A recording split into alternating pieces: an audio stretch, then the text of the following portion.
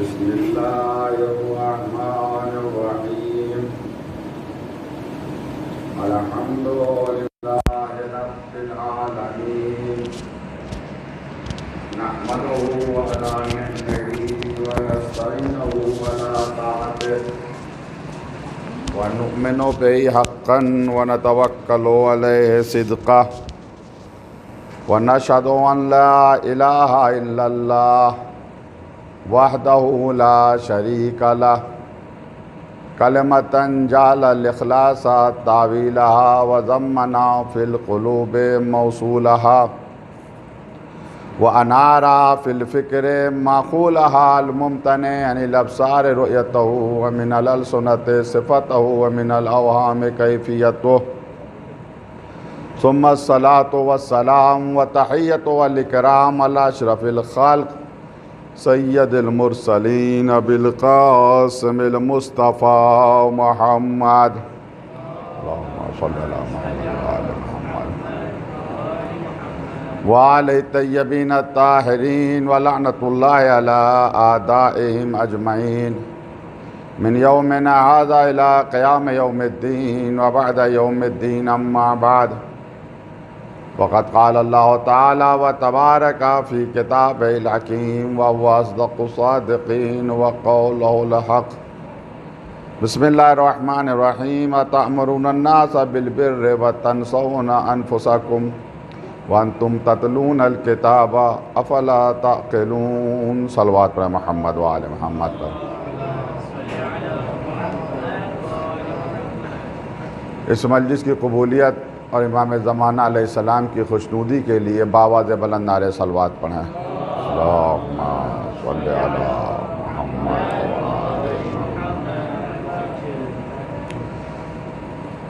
جنود عقل اور جہل یعنی عقل اور جہل کے فوجی، اس کے عنوان سے آج ہماری گفتگو اپنے 5ویں مرحلے میں داخل ہو رہی ہے۔ آج یہ 5ویں مجلس ہے۔ گزشتہ مجالس میں یہ عرض کیا گیا کہ کافی کی اصول کافی کی یہ روایت جس میں چھٹے امام علیہ السلام نے فرمایا اعرف الحق و جندہ، حق کو پہچانو اور اس کے فوجیوں کو پہچانو، جہل کو پہچانو اور جہل کے فوجیوں کو پہچانو، تہتدو تمہیں ہدایت مل جائے گی۔ عقل کیا تھا، عقل کے معنی کیا تھے، عقل کی تعریف کیا تھی، اس پر بحث ہو چکی۔ عقل کا پہلا سپاہی خیر جو عقل کے لیے وزیر ہے، اور اس کی ضد شر جو وزیر ہے جہل کے لیے۔ جو 75 فوجی پروردگار نے عقل کو دیے، اس کے جو اپوزٹ جو ضد رہے وہ جہل کو دیے۔ خیر پر گفتگو پوری ہو چکی ہے، شر کے پر بھی گفتگو میں کر چکا ہوں۔ آج ایک نئے فوجی کا ذکر وہی بہت ہی اہم ہے۔ وہ کیا ہے؟ ایمان و ضدہ الکفر۔ عقل کا ایک فوجی ایمان ہے اور اس کی ضد، اس کا الٹا کفر ہے۔ یہ فوجی ہے جہل کا۔ میں بارہا عرض کر چکا ہوں کہ جہل جب عقل کے مقابلے میں آئے تو اس کے معنی کچھ اور ہیں، اور وہ جہل جو علم کے مقابلے میں آئے اس کے معنی کچھ اور ہیں۔ یہاں پر جو جہل آیا عقل کے مقابلے میں آیا ہے، ابلیسیت، شیطانیت، حیوانی خواہشات، یہ ہیں جہل۔ تو ایمان یہ فوجی ہے عقل کا، یعنی اگر عقل کے پاس ایمان نہیں ہے، اگر عقل مومن نہیں ہے تو عقل انسان کی ضعیف ہے، کمزور ہے۔ ایمان کے ضد کفر ہے، انشاءاللہ میں عرض کروں گا کفر کیا ہے، حقیقت کفر کیا ہے، یہ میں بتاؤں گا آپ سے۔ ایمان کیا ہے، حقیقت ایمان کیا ہے؟ ایمان کا تعلق زبان سے ہے، ارکان سے ہے، دل سے ہے، اعضاء سے ہے، جوارح سے، کس سے ہے ایمان کا تعلق؟ ایمان کا تعلق انسان کے دل سے ہے۔ ایمان یعنی اعتقاد جازم، جس کی تعریف علماء نے کی، یعنی ایسا عقیدہ جس میں ذرہ برابر شک نہ ہو، اسے ایمان کہتے ہیں۔ مثلا وجود خدا پر عقیدہ، اس میں شک نہیں۔ توحید پر عقیدہ، اس میں شک نہیں۔ قیامت پر عقیدہ، مانتے ہیں قیامت آئے گی، اس میں ذرہ برابر شک نہیں۔ نبوت پر عقیدہ، امامت پر عقیدہ، یا جو نبی لے کر آئے ہیں اس کے اوپر عقیدہ انسان رکھے تو اس میں کوئی شک نہیں۔ اسے کہتے ہیں ایمان۔ اس ایمان کا تعلق انسان کے دل سے ہے، زبان سے نہیں ہے۔ دل سے انسان کا، دل سے ماننا۔ آیت قالت الاعراب آمنا، یہ اعراب، یہ بدو، یہ دیہاتی کہتے ہیں ہم ایمان لیا ہے۔ قل، کہہ دو، لم تؤمنو، تم ایمان نہیں لائے، ولیکن قولوا اسلمنا، مگر تم کہو کہ ہاں ہم اسلام لے آئیں۔ وَلَمَّا يَدْخُلِ الْإِيمَانُ فِي قُلُوبِكُمْ، ابھی تو ایمان تمہارے دلوں میں اترا ہی نہیں ہے۔ یعنی کیا مقصد؟ ایمان کا تعلق دل سے، زبان سے نہیں ہے۔ ہاں یہ اور بات ہے کہ اسی زبان سے اظہار کیا جاتا ہے ایمان کا۔ ایمان کا تعلق دل سے ہے، عمل سے نہیں ہے ایمان کا تعلق۔ اس پر بہت سی دلیلیں ہمارے پاس۔ بسم اللہ الرحمن الرحیم، والعصر ان الانسان لفی خسر الا الذین آمنوا وعملوا الصالحات، ہر انسان گھاٹے میں ہے مگر صاحب ایمان اور عمل صالح کرنے والا۔ واو حرف عطف ہے، عمل صالح کا عطف ہو رہا ہے کس کے اوپر؟ صاحبان ایمان پر۔ معطوف علیہ دونوں ایک نہیں ہو سکتے ہیں، الگ الگ ہوتے ہیں ہمیشہ۔ تو ایمان کا تعلق عمل سے نہیں ہے، ایمان کا تعلق دل سے ہے۔ ہاں کمال ایمان میں عمل کا بہت بڑا کردار ہے، زبان کا بھی ہے۔ انسان کا ایمان مکمل نہیں ہوگا جب تک وہ زبان سے اظہار نہ کرے، اظہار بھی کرے زبان سے، اور اس کے ساتھ ساتھ اپنے عمل کے ذریعے سے بھی وہ ثابت کرے کہ وہ مومن ہے۔ وہ مکمل ایمان اسی وقت ہوگا۔ لیکن اصل ایمان کے لیے ضروری نہیں کہ عمل سے، دل میں کوئی شخص دل سے اللہ کو ایک مانتا ہے، مومن ہے۔ قیامت کو مانتا ہے، مومن ہے۔ امامت کو مانتا ہے، مومن ہے۔ ولایت کو مانتا ہے، مومن ہے۔ اہل بیت کی ولایت کو مانتا ہے، مومن ہے۔ تو ایمان کا تعلق عمل سے نہیں ہے، دل سے۔ حقیقت ایمان کیا ہے؟ اب اس کو واضح کرنے کے لیے میں ایک آیت آپ کے سامنے عرض کر رہا ہوں، بہت ہی اہم آیت ہے۔ سورہ بقرہ کی آخری 2 آیتیں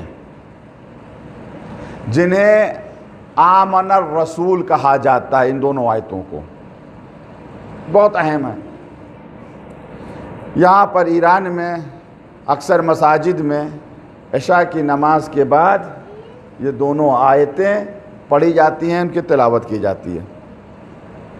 آمن الرسول بما انزل الیہ من ربہ والمؤمنون کل آمن باللہ وملائکتہ وکتبہ ورسلہ لا نفرق بین احد من رسلہ قالوا سمعنا واطعنا وغفرانک ربنا والیک المصیر، پہلی آیت۔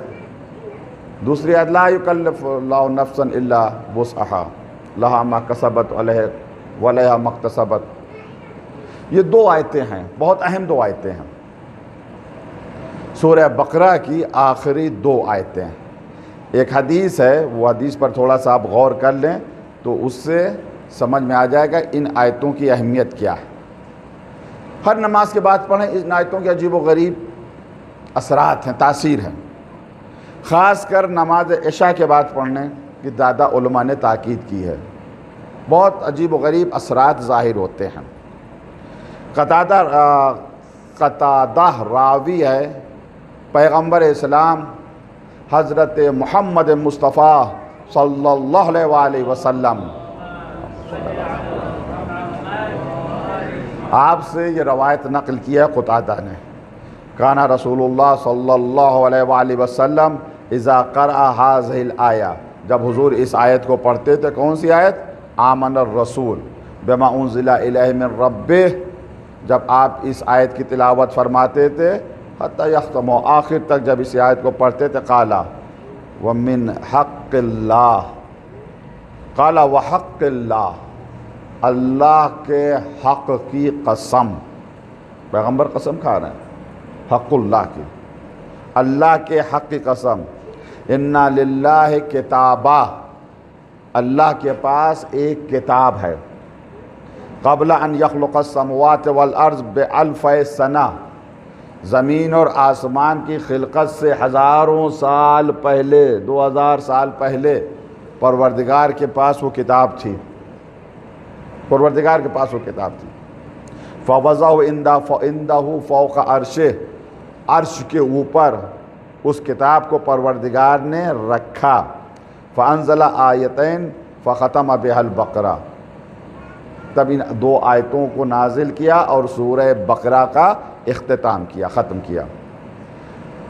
فَأَيُّمَا بَيْتٍ، اصل مقصد یہ ہے جس کے لیے میں نے اتنی زحمت دی، فَأَيُّمَا بَيْتٍ، جس گھر میں، پیغمبر کہہ رہے ہیں، جس گھر میں قرأتا، یہ دونوں آیتیں پڑھی جائیں گی، ان دونوں آیتوں کی تلاوت ہوگی، فیہ لم یدخلہ الشیطان، اس گھر میں شیطان داخل نہیں ہوگا، یہ پیغمبر نے فرمایا۔ اور بھی اس کے اثرات ہیں، بعض لوگ شکایت کرتے ہیں وسواس زیادہ ہوتا ہے، شیاطین ذہن میں آ کے وسواس پیدا کرتے ہیں، شیاطین یعنی جنات، جنات بھی پریشان کرتے ہیں، بچوں کو کرتے ہیں، کبھی برے برے خواب آتے ہیں، سپنے آتے ہیں، انسان ڈر جاتا ہے، بچے ڈر جاتے ہیں۔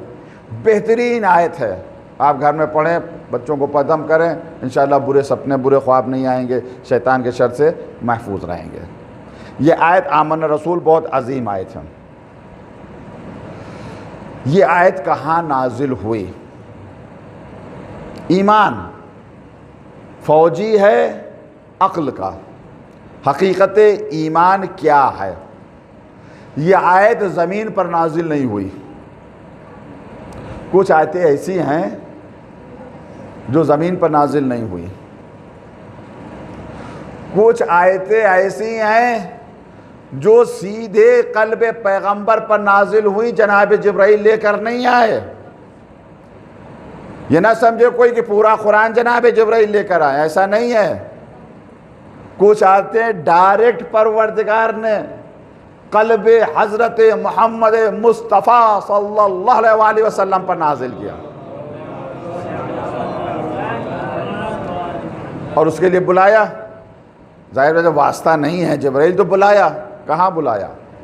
سبحان الذی اسریٰ بعبدہ لیلا من المسجد الحرام الی المسجد الاقصی الذی بارکنا حولہ لنرئہ من آیاتنا انہ هو السمیع البصیر۔ پاک ہے وہ ذات جو لے گئی راتوں رات اپنے بندے کو، اسرا ہے، کہاں لے گئی، کس جگہ لے گئی؟ سورہ نجم میں تفصیل سے بتایا، بسم اللہ الرحمن الرحیم، والنجم اذا ہوا وما ضل صاحبکم وما غوا وما ینطق عن الہوى ان ہوا الا وحی یوحی علمہ شدید القوی ذو مرۃ فاستوی وہو بالافق الاعلی، وہ افق اعلیٰ میں تھا۔ ثم دنا فتدلی فکانا قاب قوسین او ادنی، پھر قریب ہوا، اتنے قریب ہوئے کہ 2 کمان یا اس سے کم کا فاصلہ رہ گیا۔ فَأَوْحَى إِلَىٰ عَبْدِهِ مَا أَوْحَىٰ، وحی کی اپنے بندے پر جو وحی کرنا تھی۔ بلایا معراج پر راز و نیاز کی گفتگو کرنے کے لیے، ایسے ہی نہیں بلایا، راز و نیاز کی گفتگو کرنے کے لیے بلایا۔ اب یہاں کے اوپر جبرائیل بھی نہیں ہے، کیونکہ سدرۃ المنتہی یعنی وہ مسجد جو جناب جبرائیل کی ہے، انتہا ہے جناب جبرائیل کی۔ کچھ باتیں ایسی ہیں جو ہماری اس ناقص عقل میں نہیں آ پاتی ہیں، ہم سمجھ نہیں پاتے ہیں۔ اب یہاں کے اوپر ایمان ہے جو عقل کو سنبھالتا ہے، ایمان لاؤ۔ عرش ہے، کیا ہے عرش، اس کی حقیقت کیا ہے؟ ہمارے نبی قریب ہوئے. کوئی مرکز ہے؟ خدا تو ہر جگہ ہے. وہ تو یہ کہہ رہا ہے کہ ہم شہرک سے زیادہ نزدیک ہیں مگر یہاں پر پھر قریب ہو. کیا مانے؟ کوئی مرکز ہے، کوئی عرش ہے، یہاں وہاں کے اوپر بلایا. جملہ آپ سنا کرتے ہیں، مشہور جملہ سنا کرتے ہیں آپ کہ جناب جبرائیل نے کہا کہ اگر بال کے برابر آگے بڑھوں تو میرے بال اوپر جل جائیں، اس کے آگے میں نہیں بڑھ سکتا ہوں، میری انتہا ہی ہے. سید الملک ہے جناب جبرائیل، پیغمبر گئے، راز و نیاز کی باتیں ہوئی. اب آپ تو معبود ہے، اس کے علاوہ تو کوئی نہیں ہے. میں آپ کے ذہنوں کو دوسری طرف لاؤں. مدینے میں حضور مسجد میں بیٹھے ہوئے ہیں. امام علی کو کہیں بھیجا کسی کام سے، کوئی مہم سر کرنے کے لیے. آنے میں دیر ہو گئی.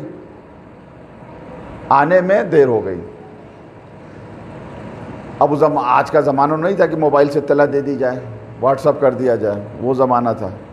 ہو سکتا کوئی کہے کہ وحی کے ذریعے اطلاع حاصل کر سکتے تھے، علم غیب کے ذریعے، لیکن علم غیب اور معجزے کا استعمال قدم قدم پر معصومین نہیں کرتے ہیں.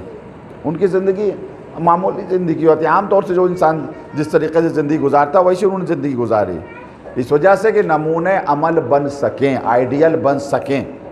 اگر اس طرح سے زندگی نہیں گزارتے جیسے کہ عام انسان زندگی گزارتا ہے تو ہمارے لیے آئیڈیل اور نمونہ نہیں بن سکتے تھے. ہمارا نمونہ اور آئیڈیل بنے اس وجہ سے. تو حضور نے کہا جو میرے بھائی علی کی خیریت ہمیں بتائے گا، جو مانگے گا میں دوں گا. مسجد خالی ہو گئی. حضور نے کہا ہے سب چلے علی کی خیریت لینے کے لیے. ایک بیٹھا رہا، وہ نہیں گیا. پیغمبر نے پوچھا سلمان تم کیوں نہیں گئے؟ کہا یا رسول اللہ کس لیے جاؤں آپ کو چھوڑ کر. کچھ دیر کے بعد اجازت لے کر اٹھے، چلے گئے. مومن بہت ذہین ہوتا ہے. چلے گئے، ایک اونچی جگہ نظر آئی پہاڑی مدینے کے باہر، اس پر کھڑے ہو گئے. دیکھا لوگ بھاگتے ہوئے چلے آ رہے ہیں، دوڑتے ہوئے، چہرے سب کے کھلے ہوئے ہیں. سمجھ گئے کہ امام علی خیریت سے آ رہے ہیں. تبھی یہ ریس لگی ہوئی ہے، ہر شخص چاہ رہا ہے کہ وہ خبر دے رہے پیغمبر کو. آئے، معلوم ہو گیا، پیغمبر کے پاس آئے، یا رسول اللہ مبارک ہو آپ کا بھائی خیریت سے آ رہا ہے. سلمان مانگو، کیا مانگنا چاہتے ہو؟ مانگ لو. اب سلمان کیا مانگے؟ مسلمان ہو تو کچھ مانگ لیں. یہ سلمان ہیں. جنت مانگے پہلے مل چکی ہے. کوثر مانگے، آقا ساقی کوثر ہے. کہ اللہ کے رسول مہلت دیجئے، میرا مولا آ جائے، جو وہ کہے گا وہ میں مانگوں گا. اسے جو مشورہ میں پہلے کر لوں. مشورے کی بہت اہمیت ہے. دیکھیے کوئی بھی کام بغیر مشورے کے نہ کیجیے گا. میں مشورہ کر لوں. کہا ٹھیک ہے. امام علی آئے، پورا واقعہ بتایا. امام علی مسکرائے، کہا سلمان تب پیغمبر سے کہو اے اللہ کے رسول معراج میں جو راز و نیاز کی باتیں ہوئی تھی ایک آدھ ہمیں بھی بتا دیں. وہاں اللہ نے وعدہ کیا تھا حبیب کسی کو بتانا نہیں، بلایا ہی تھا راز کی باتوں کے لیے. جبرائیل بھی نہیں شامل ہیں وہاں کے اوپر. آئے پیغمبر سے کہا آپ خاموش. ادھر اللہ کا وعدہ، حبیب راز کی بات راز میں رہے. ادھر سلمان سے وعدہ، جو مانگو گے وہ عطا کروں گا. خاموش. جناب جبرائیل علیہ السلام نازل ہوئے. اللہ کے رسول پروردگار بعد تحفہ درود السلام کے ارشاد فرماتا ہے اس نے اپنا وعدہ واپس لے لیا ہے. کچھ راز کی باتیں سلمان کو آپ بتا دیجئے. پیغمبر نے 3 بتائی. ایک میں عرض کر رہا ہوں میرے عزیزو. پیغمبر مسکرائے، کہا سلمان میرے قریب آؤ، میں تمہیں بتا رہا ہوں جو راز کی باتیں میرے رب نے معراج سے مجھ سے کہیں. پہلی یہ تھی، اے میرے حبیب میں اپنی عزت و جلال کی قسم کھا کر کہتا ہوں جس کے دل میں علی کی محبت مچھر کے پر کے برابر ہوگی میں اسے جہنم میں نہیں ڈالوں گا.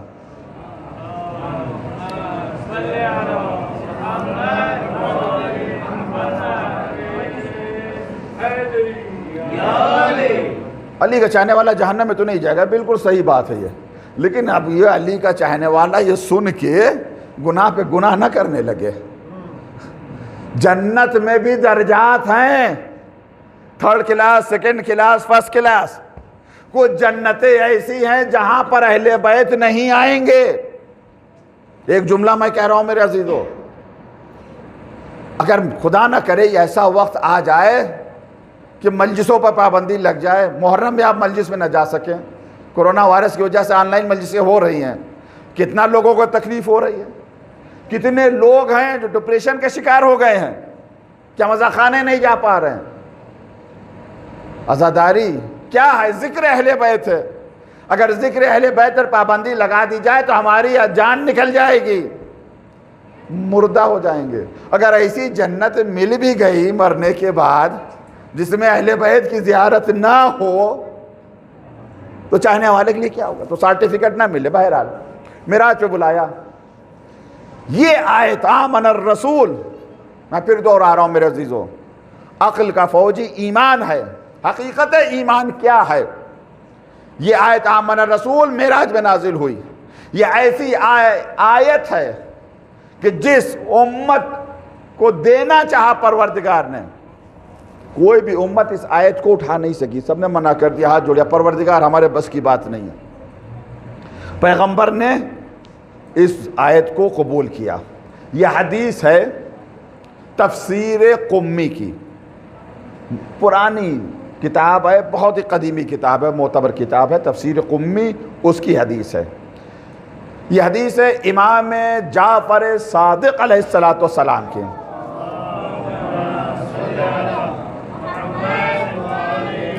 دیکھیں یہ آیت کیسی ہے۔ اس آیت میں کچھ قول اللہ کا ہے، کچھ پیغمبر کا ہے۔ عبد اور معبود کی گفتگو آیت بنی ہے۔ معراج میں جو گفتگو ہوئی ہے وہ دیکھیے، پیغمبر گئے معراج پر، آیت نازل ہوئی، آواز آئی، پروردگار نے فرمایا، دیکھیں میں پوری آیت آپ کے سامنے پڑھوں۔ چھٹے ماہ فرماتا ان ھذہ الآیہ مشافہۃ اللہ تعالی للنبی صلی اللہ علیہ وسلم، یہ آیت ڈائریکٹ ہمارے نبی کے اوپر نازل ہوئی ہے، مشافہۃً، کوئی واسطہ نہیں، جبرائیل واسطہ نہیں۔ کب؟ لیلۃً اسریا بہ الی السماء، اس رات جب پیغمبر معراج پر گئے ہیں، آسمان پر گئے ہیں۔ قال النبی صلی اللہ علیہ وسلم، حضور نے فرمایا انتہیت الی محل سدرۃ المنتہا، میں سدرہ منتہا تک پہنچا۔ وَإِذَا بِوَرَقَةٍ مِّنْهَا تُظِلُّ أُمَّةً مِّنَ الْأُمَمِ، تو ورقہ تھے، یعنی ورقہ کہتے ہیں پتے کا، ایسے بڑے بڑے پتے تھے جو امت کا سایہ کیے ہوئے تھے۔ فَكُنْتُ مِنْ رَبِّي كَفَافَ قَوْسَيْنِ أَوْ أَدْنَىٰ، میں اپنے رب سے اتنا قریب تھا کہ فاصلہ 2 کمان یا اس سے کم کا بھی رہ گیا۔ اب اس قربت کو ہم سمجھ نہیں سکتے میرے عزیزوں، عقل کامل چاہیے اس قربت کو سمجھنے کے لیے۔ فنادى ربی تبارک و تعالی، میرے رب نے آواز دی، آمن الرسول بما انزل الیہ من ربہ، ایمان لا چکا رسول۔ اب رسول سے مراد کیا؟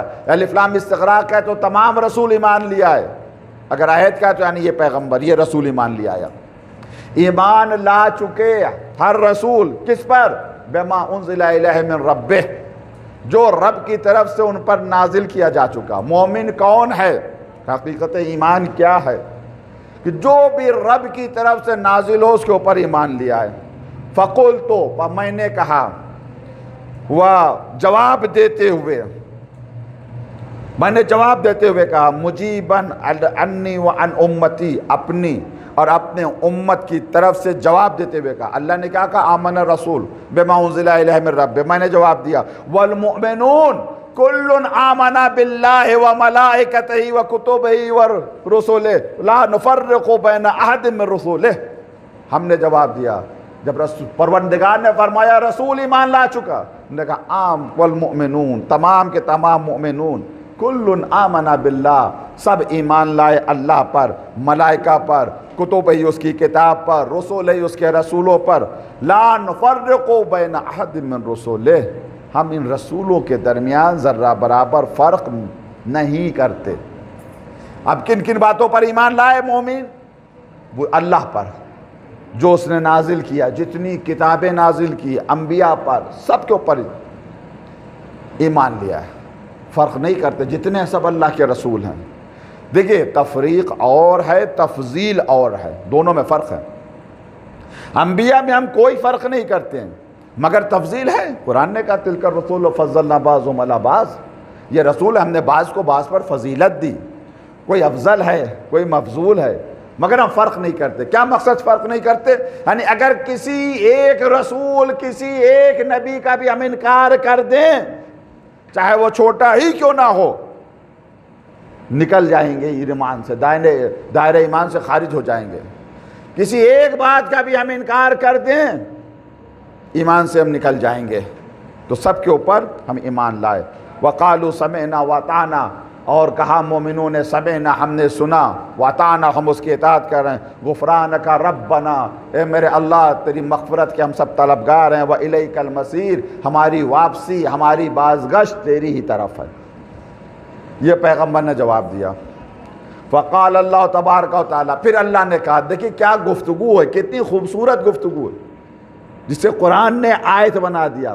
بس اللہ تبارک و تعالیٰ نے فرمایا لا یکلف اللہ نفسا الا وسعها، اللہ طاقت سے زیادہ تکلیف نہیں دیتا، جتنی طاقت ہے اتنی تکلیف دیتا، اس سے زیادہ نہیں۔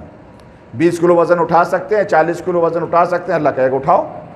کوئی 50 100 200 کلو وزن نہیں اٹھا سکتا، 100 کلو وزن نہیں اٹھا سکتا، اللہ حکم ہی نہیں دے گا۔ اسلام کا یہ قانون ہے، جتنا برداشت کر سکو اتنا ہی۔ اللہ نے کیا کہا؟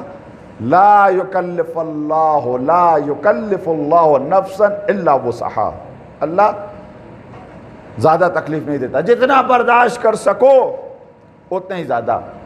اللہ نے یہ فرمایا۔ پیغمبر نے کیا کہا؟ پیغمبر نے کیا فرمایا سن کے؟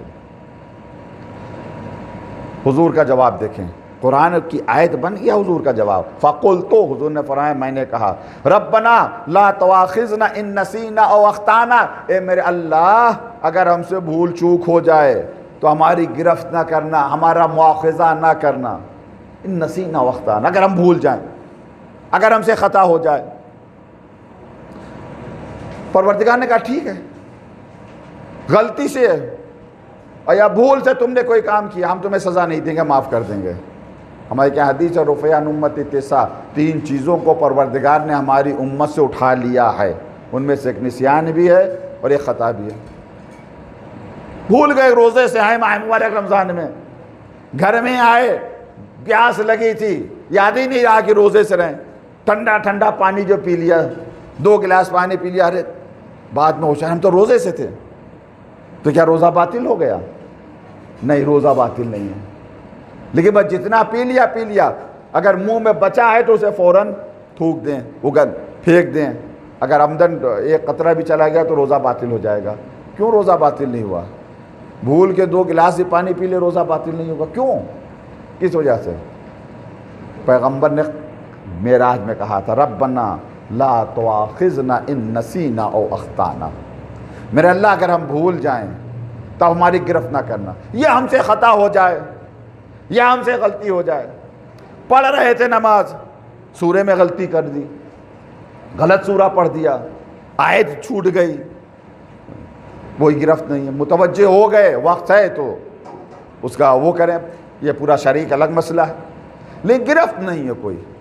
پیغمبر نے کہا پروردگار ہمارا مواخذہ نہ کرنا اگر ہم بھول جائیں یا ہم سے غلطی ہو جائے۔ پروردگار نے کیا کہا؟ قالا اللہ لا اواخذک، ہم تمہیں نہیں پکڑیں گے، گرفت میں تمہیں نہیں لیں گے۔ فقلت، پھر میں نے کہا ربنا ولا تحمل علینا اسرا کما حملتہ علی الذین من قبلک، اے میرے اللہ ایسا بوجھ ہمارے کاندھوں کے اوپر نہیں ڈالنا جیسا بوجھ گزشتہ امتوں کے اوپر ڈالا تھا، ایسا بوجھ نہیں ڈالنا اے میرے اللہ۔ پچھلی امت میں جو لوگ تھے، جب پچھلی جو شریعت تھی بہت ہی سخت تھی، اپنی شریعت تو بہت آسان ہے۔ خود پیغمبر نے فرمایا بعثت، میں بھیجا گیا ہوں ایک آسان شریعت کے ساتھ۔ یہ آسان شریعت بھی آج کے مسلمان کو بہت سخت لگ رہی ہے، وہ کہتے ہیں میں شریعت ہم عمل نہیں کر سکتے، بہت ہی آسان۔ پچھلی شریعت اٹھا کر دیکھیں آپ، کتنی سخت تھی ان کی شریعت، ان کے احکام کتنے سخت تھے، ان کی عبادتیں کتنی سخت تھیں. یہ بہت آسان شریعت ہے. تو میرا اللہ ایسا بوجھ ہمارے اوپر نہیں ڈالنا جیسا بوجھ پچھلی امت کے اوپر ڈالا. پروردگار نے کہا فقال لا احملک، ہاں ایسا بوجھ ہم تمہارے اوپر نہیں ڈالیں گے. فقلت ربنا ولا تحملنا ما لا طاقت لنا واعف عنا واغفر لنا وارحمنا انت مولانا فانصرنا علی القوم الکافرین. اے میرے اللہ، جتنی طاقت نہیں ہے طاقت سے زیادہ بھی ذمہ داری نہ دینا. یہ تو پہلے ہی خدا کہہ چکا ہے لا یکلف اللہ نفسا الا وسعہا. ہم اتنی ذمہ داری دیں گے جتنا تم برداشت کر سکو. اب یہاں کو پر کیوں کہا ہے؟ پیغمبر کہہ رہے اے میرے اللہ لا تحملنا ما لا طاقت لنا، کہ جس کام کے لیے طاقت نہیں ہے وہ کام کرنے کے لیے ہمیں نہ کہنا. یہ تو پہلے ہی خدا کہہ سکتے. اب یہاں کو پر ایک باریک فرق ہے، اس کی طرف توجہ دے میرے عزیزوں. بے شک پروردگار طاقت سے زیادہ تکلیف نہیں دیتا ہے، مگر کبھی کبھی ایسا ہوتا ہے انسان ایک کام کر سکتا ہے اس کے اندر طاقت وہ کام کرنے کی، مگر اپنے ذہن میں وہ طے کر لیتا ہے ارادے کی کمزوری کی وجہ سے کہ یہ کام مجھ سے نہیں ہو سکتا. اس کی بھی معافی مانگی. پروردگار اتنا بھی بوجھ نہ دے ما لا طاقت لنا، کہ جس کام کرنے کی طاقت ہمارے پاس نہیں ہے. عرض کرنے مقصد ایمان یہ ہے جو فوجی ہے، کس کا؟ عقل کا فوجی ہے. اسے کہتے ہیں ایمان. اللہ پر ایمان، رسول پر ایمان، جو اللہ کا رسول لے کر آیا اس کے اوپر ایمان. تب تو عقل طاقتور ورنہ کمزور ہے. بے ایمان انسان جس کا کوئی ایمان نہ ہو بڑا کمزور ہوتا ہے، بہت ہی کمزور ہوتا ہے، طاقتور نہیں ہوتا. مصیبتیں آتی ہیں گھبرا جاتا ہے، پریشان ہو جاتا ہے. لیکن مومن انسان مصیبتوں میں گھبراتا نہیں ہے، پریشان نہیں ہوتا. کیوں؟ کس وجہ سے؟ کیونکہ ایمان ہے کہ لاکھ پریشانی لاکھ مصیبتیں صحیح، کوئی ہے جو ان مصیبتوں سے ہمیں بچا سکتا ہے، نکال سکتا ہے. یہ ایمان. اس کی ضد کیا ہے؟ کفر. یہ فوجی ہے کس کا؟ یہ کس کا فوجی ہے؟ کفر، جہل کا. جہل کی طاقت کا نام کفر ہے اور عقل کی طاقت کا نام ایمان ہے. اب میں وقت نہیں ہے، میں چھوڑ رہا ہوں. میں حقیقت کفر کیا ہے، معنی کفر کیا ہے، اسے سمجھنے کی ضرورت ہے. ایک معنی کفر کے لغت میں یعنی ڈکشنری میں، ایک معنی کفر کے اصطلاحی ہیں. دونوں معنی میں آپ کے سامنے عرض کر رہا ہوں. لغت میں کفر کے معنی ہے چھپا لینے کے. جو چھپا لے، ساتر، چھپانے والا. کافر یعنی ساتر، چھپا دے. اسی وجہ سے کسان کو عربی زبان میں کافر کہا گیا ہے، اس کی جمع کفار. اور قرآن نے کہا ہے سورہ حدید کی آیت نمبر 20 میں، غور کریں اس آیت کے اوپر، کفر کے معنی کیا ہیں. میں نتیجہ آپ کے حوالے کروں گا انشاءاللہ. کفر کے معنی کیا؟ سورہ حدید آیت نمبر 20، اعلموا انما الحیات الدنیا، تمہیں معلوم ہونا چاہیے یہ دنیا کی زندگی جس میں تم رہ رہے ہو، اس زندگی کی حقیقت کیا ہے؟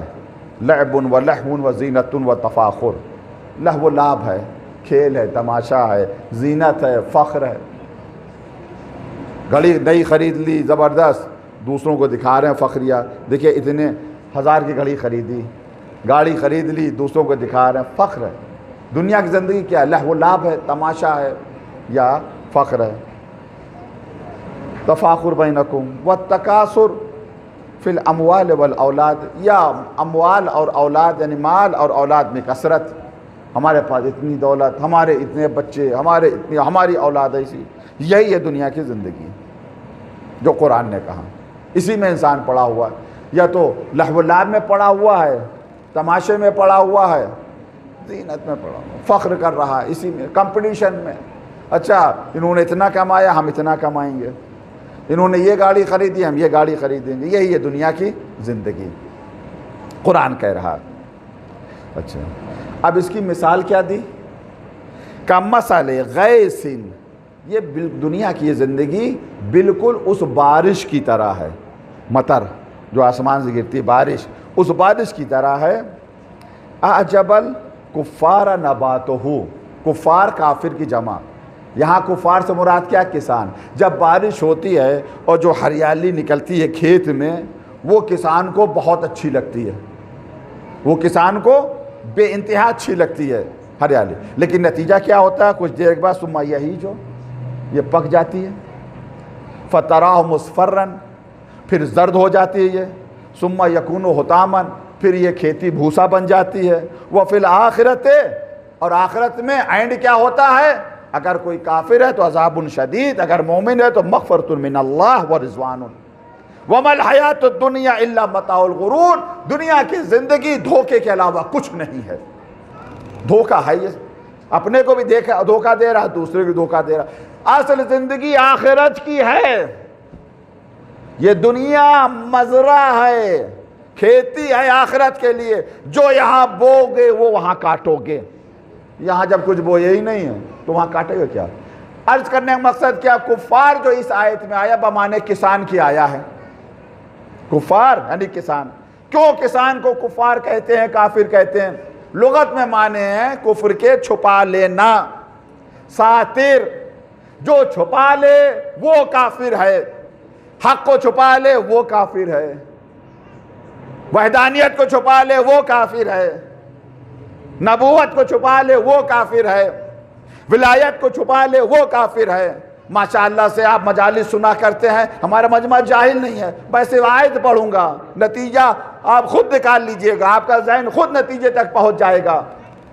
غدیر میں پیغمبر رکے، جناب جبرائیل آیت لے کر نازل ہوئے، یا ایھا الرسول بلغ ما انزل الیک من ربک وان لم تفعل فما بلغت رسالتہ واللہ یعصمک من الناس۔ میرے حبیب پیغام پہنچا دیجئے جو آپ پر نازل کیا جا چکا ہے، اگر آپ نے نہیں پہنچایا گویا کوئی کام رسالت انجام نہیں دیا، آپ کو پروردگار دشمنوں کے شر سے بچائے گا۔ آیت کا اختتام کہاں ہو رہا ہے؟ آیت کہاں رخ ختم ہو رہی ہے؟ ان اللہ لا یہدی القوم الکافرین، اللہ کافر قوم کی ہدایت نہیں کرتا۔ غدیر میں کون کافر تھا؟ سب حج کر کے آئے تھے، حاجیوں کے مجمع میں ولایت کا اعلان کیا، مگر قرآن کہہ رہا ہے کہ اللہ کافر کی ہدایت نہیں کرتا۔ کافر کسے کہتے ہیں؟ جو حق کو چھپا لے وہ کافر ہے، جو امام علی کی ولایت کو چھپا لے وہ کافر ہے۔ صلوات محمد و آل محمد پر۔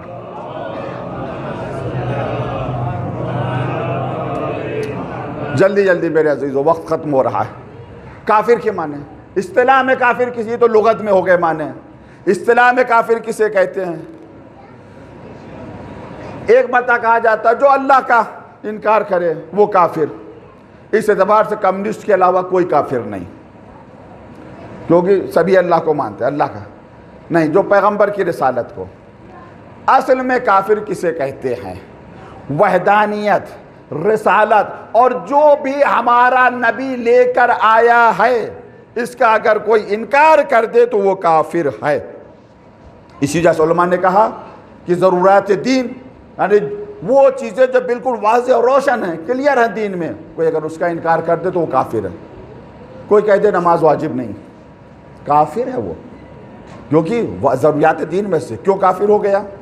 اس وجہ سے کافر ہو گیا کہ اس نے پیغمبر کو جھٹلایا، قرآن کو جھٹلایا۔ قرآن کہہ رہا اقیموا الصلاۃ، نماز پڑھو، یہ کہہ رہا نماز واجب نہیں، تو قرآن کو جھٹلا رہا ہے۔ تو کافر جو اللہ کی وحدانیت کا منکر ہو، پیغمبر اسلام حضرت محمد مصطفیٰ صلی اللہ علیہ وسلم کی رسالت کا منکر ہو، وہ کافر ہے۔ پھر کفر کے اقسام بھی ہیں، 4 قسمیں ہیں، ایک کفر انکار ہے، ایک کفر جحود ہے، ایک کفر عناد ہے، ایک کفر نفاق ہے۔ یہ 4 قسمیں ہیں، وقت نہیں ہے کہ میں ان چاروں قسموں کو آپ کے سامنے پیش کروں۔ ایک قسم کفر نفاق، یہ بڑا خطرناک کفر ہے۔ یہ کیسا کفر ہوتا ہے؟ یہ ایسا کفر ہوتا ہے کہ دل میں تو کفر ہوتا ہے، زبان پر اسلام ہوتا ہے. یہ بڑا خطرناک ہے، جسے ہم کہتے ہیں منافق. اگر منافق گواہی دے، سچی بھی گواہی دے، تب بھی وہ اس کی گواہی قبول نہیں. اذا جاءک المنافقون قالوا نشهد انک لرسول اللہ واللہ یعلم انک لرسولہ واللہ یشهد ان المنافقین لکاذبون. اگر منافق گواہی دیں آپ اللہ کے رسول ہیں، بے شک اللہ جانتا ہے اللہ کے رسول ہے، مگر اللہ گواہی دیتا ہے یہ جھوٹے ہیں.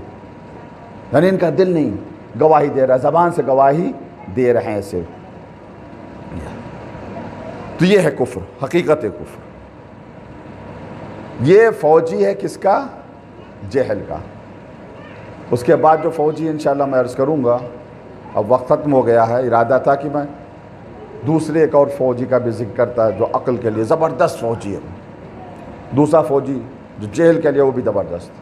ایمان یہ فوجی ہے کس کا؟ عقل کا. اگر ایمان نہیں ہے تو عقل کمزور ہے. جتنا زیادہ ایمان مضبوط ہوگا سمجھیے کہ عقل اتنا ہی زیادہ مضبوط ہے. ایمان ہو، کس بات پر ایمان ہو؟ وجود خدا پر ایمان ہو. جو پیغمبر لائے ان پر ایمان ہو، جو پہنچایا ائمہ نے جو پہنچایا سب پر ایمان ہو. اب ایمان کے درجات ہیں، پہلی سے لے کر 8ویں درجے تک.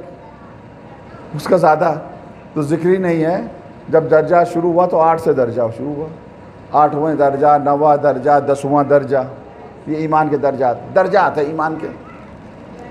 کل ایمان بھی ہے. جو مومن ہے بیچارہ، میں بیچارہ اس وجہ سے کہہ رہا ہوں کہ ہم میں سے ہم اپنے کو کہہ رہے ہیں بہت بیچارے ہیں.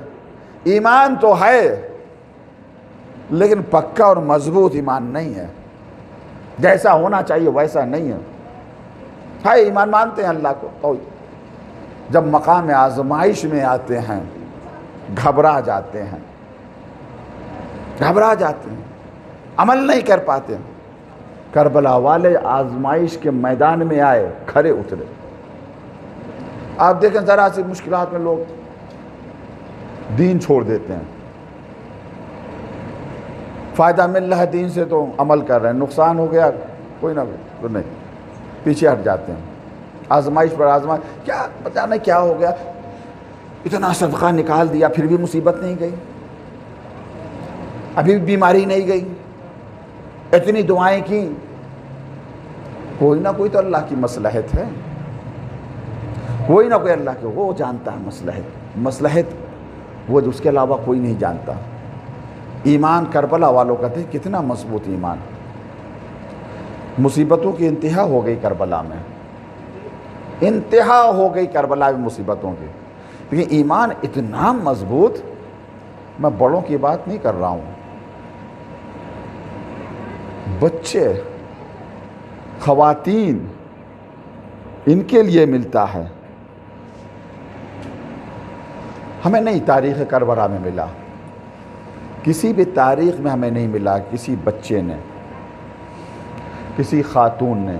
عورتوں کا دل بڑا نازک ہوتا ہے. امام حسین سے یہ کہا ہو کہ اب مصیبتیں برداشت نہیں ہوتی، اب مصائب برداشت نہیں ہوتے، یزید کا کہنا مان لیجئے، بیعت کر لیجئے. کیوں امام حسین سے بچے مطالبہ نہیں کر رہے ہیں؟ کیوں امام حسین سے خواتین مطالبہ نہیں کر رہے ہیں؟ کس وجہ سے؟ ایمان قوی ہے، حقانیت، ہم حق کے اوپر ہیں. اس وجہ سے حضرت علی اکبر کا جواب جب امام نے فرمایا کہ بیٹا ہم موت کی طرف بڑھ رہے ہیں، تو کیا کہا حضرت علی اکبر نے؟ السنا علی الحق، کہ ہم حق پر نہیں ہیں؟ کہ بیٹا بے شک حق پر ہیں. کہ بابا پھر ہمیں کس بات کی پرواہ کہ ہم موت کے اوپر آن پڑے یا موت ہمارے اوپر آن پڑے؟ کس بات کی پرواہ؟ یہ ایمان کربلا والوں کا. جتنا زیادہ ہم کربلا والوں کے قریب ہوں گے اتنا ہی زیادہ ہمارا ایمان مکمل ہوگا. ماہ محرم ایسا مہینہ ہے کہ اس مہینے ہم بہت زیادہ اللہ کے قریب ہو سکتے ہیں، بہت زیادہ امام کے قریب ہو سکتے ہیں، بہت زیادہ کربلا والوں سے قریب ہو سکتے ہیں. کیوں؟ کس وجہ سے یہ قربت ہمیں کیوں مل سکتی ہے؟ کس وجہ سے؟ عرفا نے یہ بات بیان کی ہے، علماء بزرگ نے، عرفا نے بات. دیکھیے اللہ کے قریب ہم نہیں آ سکتے جب تک معرفت امام ہمارے پاس نہ ہو. اللہم، یہ دعائے معرفت آپ پڑھتے ہوں گے، اللہم عرفنی نفسک فإنک ان لم تعرفنی نفسک لم اعرف نبیک. اے اللہ اپنے نفس کی معرفت عطا فرما، اگر نہیں عطا کی تو تیرے نبی بھی نہیں پہچانیں گے. آخر میں دعا امام تک کہ اپنی حجت اپنے امام، اگر اسے نہیں پہچانا زللت عن دینی، تو میں گمراہ ہو جاؤں گا. اصل معرفت امام ہے. قریب آئیں گے تبھی تو پہچانیں گے، دور سے تو نہیں پہچان سکتے ہیں. کیسے امام کے قریب آئیں؟ عرفا کہتے ہیں ایک فطری بات ہے انسانوں کے حوالے سے. امام بھی تو انسان ہیں، امام بھی تو بشر ہیں، احساسات امام کے پاس بھی تو زندہ ہیں احساسات. کسی سے لڑائی ہو گئی، دشمن ہے، اس کے یہاں کوئی خوشی ہے، شادی ہے، برتھ ڈے ہے، آپ نہیں جائیں گے. چلے بھی گئے تب بھی وہ لفٹ نہیں دے گا کہ ہم نے بلایا نہیں، بغیر بلائے آ گئے. دشمن کیا خوشی کے موقع پر بغیر بلائے آپ نہیں جائیں گے. لیکن اگر دشمن کے یہاں کوئی حادثہ ہو گیا، اس کا بیٹا مر گیا، بھائی مر گیا، باپ مر گیا، آپ تشییع جنازہ میں چلے گئے، تو وہ دشمن دشمنی بھول جائے گا اور کہے گا نہیں، یہ میرے غم میں شریک ہو گیا ہے، اب میں نے دشمنی کو بھلا دیا. یہ انسان شریف، انسان کی فطرت یہی ہے میرے عزیزو.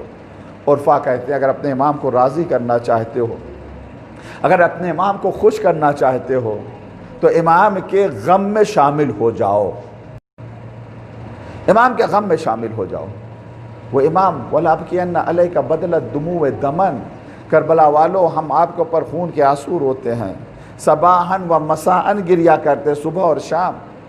عزادارو ہم اور آپ اس وقت روتے ہیں جب مصائب کربلا سنتے اور پڑھتے ہیں. ہم سنتے ہیں، پڑھتے ہیں. اور امام زمانہ اپنی آنکھوں سے کربلا دیکھتے ہیں، اور کربلا کے وہ منظر بھی دیکھتے ہیں جنہیں عالم اثیری میں کوئی نہیں دیکھ سکتا. اثیری سے ہے، یہ کیسا عالم ہے؟ بڑے بڑے عرفا، بڑے بڑے علماء عمل کے ذریعے سے مکاشفہ ہوتا ہے، یعنی جو پردہ پڑا ہوا ہے پردہ ان کی نگاہوں سے ہٹ جاتا ہے، وہ واقعی کربلا کو دیکھتے ہیں، مشاہدہ کر لیتے ہیں عرفا. ہم تو پڑھتے ہیں، تاریخ میں پڑھتے ہیں، مقتل پڑھتے ہیں، مصائب پڑھتے ہیں، مگر کچھ کربلا کو دیکھتے ہیں. تو عالم اثیری میں علماء کہتے ہیں 4 مناظر ایسے ہیں جنہیں کوئی عالم اثیری میں بھی نہیں دیکھ سکتا. ایسے مظلومانہ منظر ہیں. علماء بیان کرتے ہیں امام زمانہ ان مناظر کو بھی دیکھتے ہیں. اللہ اللہ، تو جو سال بھر غم مناتا ہو، ایام عزا میں اس کی کیا کیفیت ہوگی؟ صرف اہل عرفانی در کر سکتے ہیں کہ اتنے وقت امام کا دل کتنا غم زدہ ہوگا. مجھے نہیں پتا زمانے کا امام کہاں ہے، نہیں معلوم میرے عزیزو. کربلا میں ہے، نجف میں ہے، مشہد میں ہے، ہو سکتا ہے اپنی پھوپھی کی زیارت کے لیے قم میں آئے، ہو سکتا ہے. امام کا تذکرہ جہاں پر ہو، بعض علماء کہتے ہیں کہ امام مطلع ہوتے ہیں، اسے امام کے علم میں آتا ہے، امام کے غم میں شامل ہو جائے، امام راضی ہو جائیں. آج 5 محرم ہے، ہمارے یہ رسم عزا ہے کہ آج سے ہم اہل بیت کا ذکر کرتے ہیں. بزرگوں نے یہ طریقہ بنایا ہے. آج جناب زینب کو پرسہ دینا ہے، اور محمد کا پرسہ دینا ہے جناب زینب کو. جناب زینب کا مرتبہ بہت زیادہ ہے، بہت زیادہ مرتبہ ہے جناب زینب کا. امام زمانہ بے انتہا محبت بھی کرتے ہیں جناب زینب سے، اور بہت زیادہ احترام بھی کرتے ہیں. کتنا احترام کرتے ہیں، کتنی محبت کرتے ہیں جناب زینب سے. ایک بزرگ عالم دین سامرہ گئے، سرداب میں قافلے کے ساتھ دعا مانگنے لگے. دھیرے دھیرے لوگ قافلے والے سرداب سے چلے گئے، یہ تنہا بچے. یہ کہتے جب میں تنہا بچا، کوئی نہیں تھا، تو میں دل سے دعا مانگنے لگا. ایک حال ہمارے اوپر طاری ہو گیا، ایک کیف طاری ہو گیا. میں تڑپ کر دعا مانگنے لگا، کبھی اللہ سے، کبھی امام سے. مولا اب آپ ظہور کیجئے، مولا آپ ظہور کیجئے، آپ کے چاہنے والوں پر ظلم ہو رہا ہے، مولا ہم قتل کیے جا رہے ہیں، ہم مارے جا رہے ہیں، مولا مدد کیجئے، ظہور کیجئے، عجل عجل عجل کی دعا کر رہے ہیں۔ میں دعا کر رہا تھا رو رو کے کہ ناگاہ پیچھے سے آواز آئی، ایسے ہی نہیں جیسے میں کہتا ہوں ویسے دعا کرو۔ کہا کیسے؟ کہا خدا کو قسم دو میری پھوپھی زینب کی چادر، اجر اللہ، خدا آپ کو کسی غم میں نہ رلائے۔ آواز آپ کی بلند ہو گئی، چھٹے امام کی دعا لیں، اللہم ارحم سرخ التی کانت لنا، اے میرے اللہ گریے کی اس بلند آواز پر رحمت نازل فرما جو ہمارے غم میں بلند ہو رہی ہے۔ اون و محمد کے درمیان وہی رشتہ ہے جو امام حسین و حضرت عباس کے درمیان تھا۔ یہ جناب زینب کے دونوں لال آئے ہیں قربان ہونے کے لیے میدان میں، دونوں قربان ہو گئے۔ عزادارو، ماں سب سے زیادہ اپنے بچوں سے محبت کرتی ہے۔ زمانے کا امام زمانہ زیارت ناحیہ میں کس طریقے سے اون محمد پر سلام کر رہے ہیں۔ محمد پر سلام کیا، السلام علی محمد بن عبداللہ بن جعفر، ہمارا سلام ہو محمد بن عبداللہ بن جعفر پر، الشاہد مکان ابی ہے، جو اپنے باپ کی جگہ شہید ہو گیا، اپنے باپ کی طرف سے قربانی دی، التالی لاخی ہے، اپنے بھائی کے بعد واقعی ہے بے بدن نہیں، اپنے بدن سے اپنے بھائی کی حفاظت کی۔ اس کے بعد زمانے کا امام چھوٹے بھائی اون کے اوپر اس طرح سے سلام کر رہے ہیں، السلام علی اون بن محمد بن جعفر، ہمارا سلام ہو اون کے اوپر، جعفر طیار کے فرزند فی الجنان، حلیف الایمان منازل الاقرار۔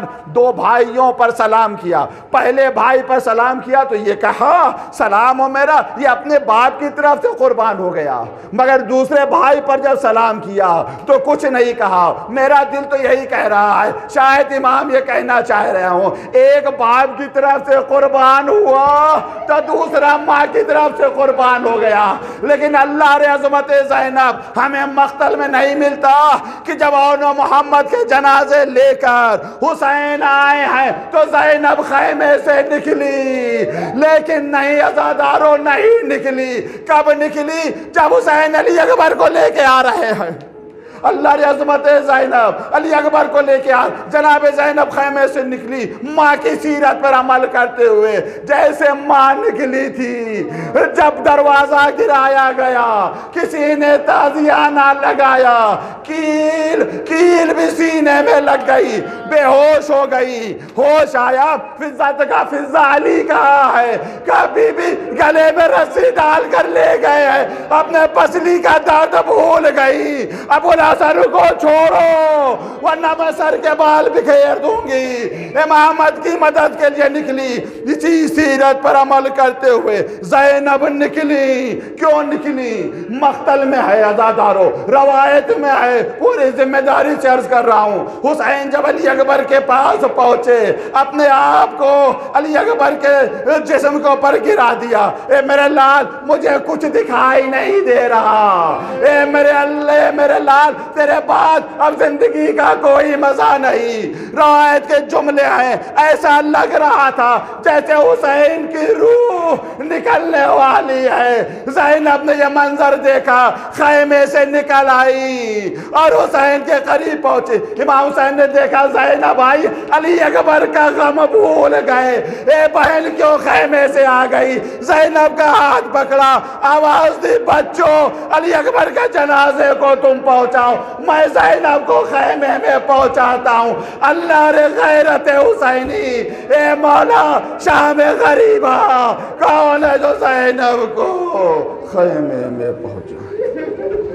سَيَعْلَمُ الَّذِينَ ظَلَمُوا أَيَّ مُنقَلِبٍ يَنقَلِبُونَ إِنَّا لِلَّهِ وَإِنَّا إِلَيْهِ رَاجِعُونَ إِلَٰهِ بِحَقِّ الزَّهْرَاءِ وَأَبِيهَا وَبَالِهَا وَبَنِيهَا